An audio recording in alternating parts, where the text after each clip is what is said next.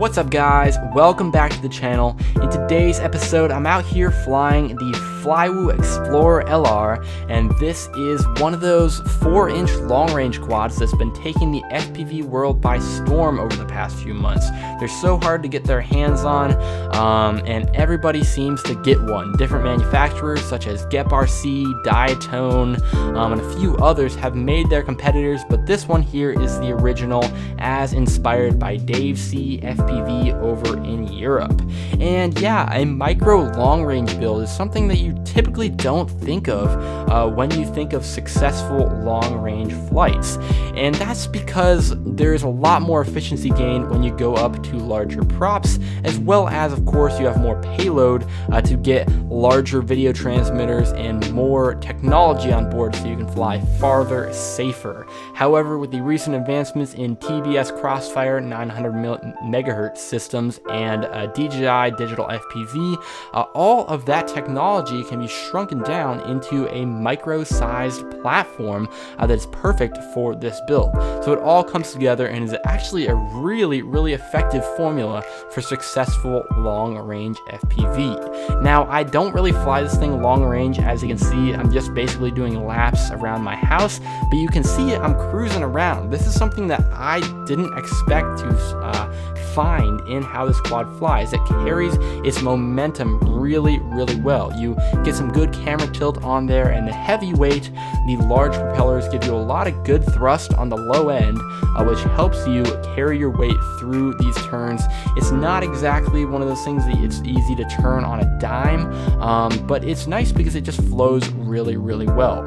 You can cruise around and feel really confident in yourself. Of course, it's not really something that's going to be all that precise, especially going through small gaps, but as you can see here, if you get on the throttle early when you're going up through a punch out, and then you drop it, and then again get it on the throttle really early and hard when you're trying to pull out of something, it's possible to do basic freestyle maneuvers. You can do dives like this right here, but you can see I just got on the throttle super easy, so I didn't have to punch out and jerk it off the ground at the end there. So definitely something interesting, but you can still flow around for the most part. Now you guys might be asking, how do I have this set up? This is actually completely box stock.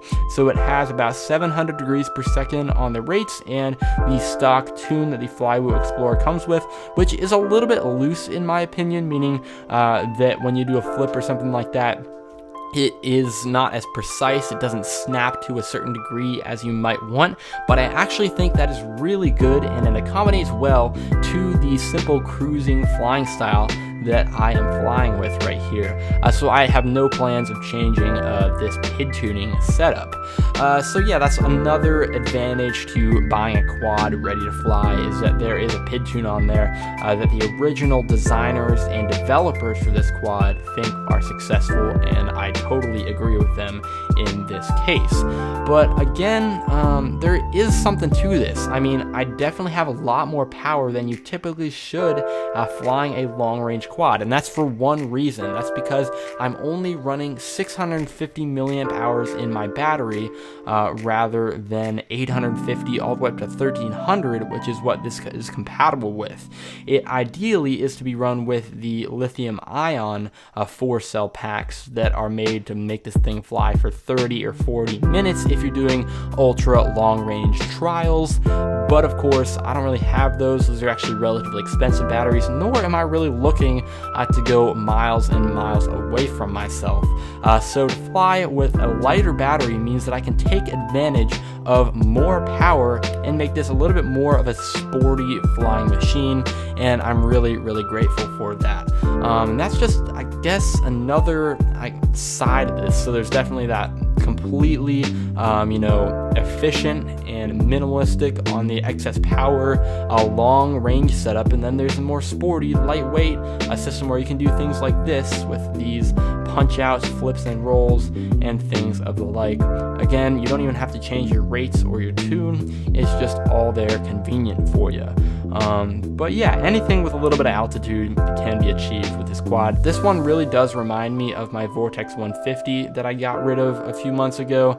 It's definitely underpowered, but you can still do a lot with it, and is again just fun to cruise around.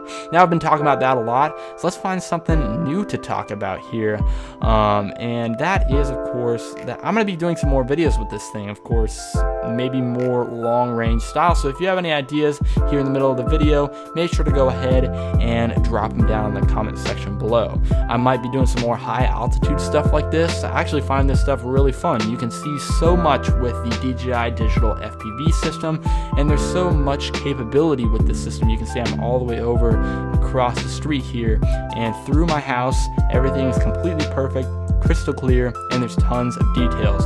So that's one thing, again, being a long-range quad, that there is so much potential for this relaxing and cruising style of flying.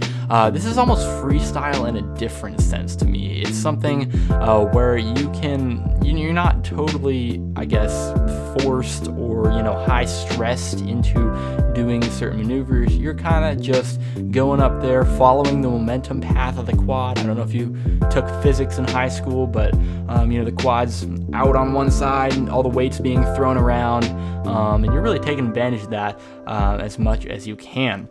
So yeah, to this point, even with that tiny battery, I'm at about 6 minutes and 30 seconds of battery, which is quite good as far as I'm concerned. That's plenty for me. As far as I get, like 5 minutes or so into a battery, I'm usually pretty, done flying. So we're easily getting 8 minutes if you're pushing the voltage down to 13.5.